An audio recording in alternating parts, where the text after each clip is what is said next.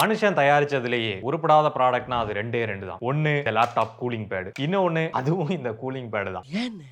இவ்வளவு நாள் அந்த கூலிங் பேட் அப்படின்றது எனக்கு தேவைப்படல. நீங்க கேட்டதனால தான் சரி செக் பண்ணி பார்க்கலாம் அப்படின்னு சொல்லி வாங்கியிருந்தேன். வாங்கினதுக்கு அப்புறம் தான் தெரியுது இதோட ஆர்பிஎம் பார்த்தோம் அப்படின்னா அட்டைப்பட்டி எங்க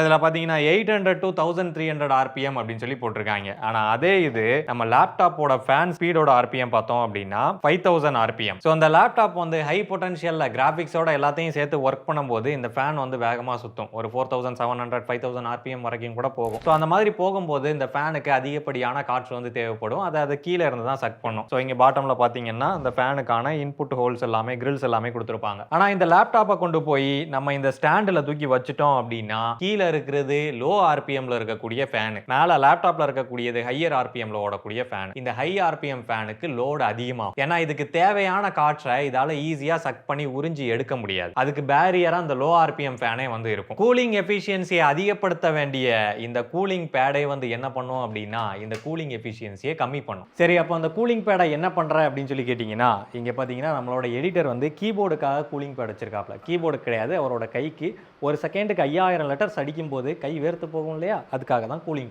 இதையும் தாண்டி நல்ல வென்டிலேஷன் வேணும்னு நினைச்சீங்கன்னா ஃபேன் இல்லாத மாதிரி இந்த மாதிரி நல்ல பெரிய பெரிய ஓட்டையா இருக்க மாதிரி ஒரு ஸ்டாண்டை வாங்கி பயன்படுத்துறது பெட்டர்.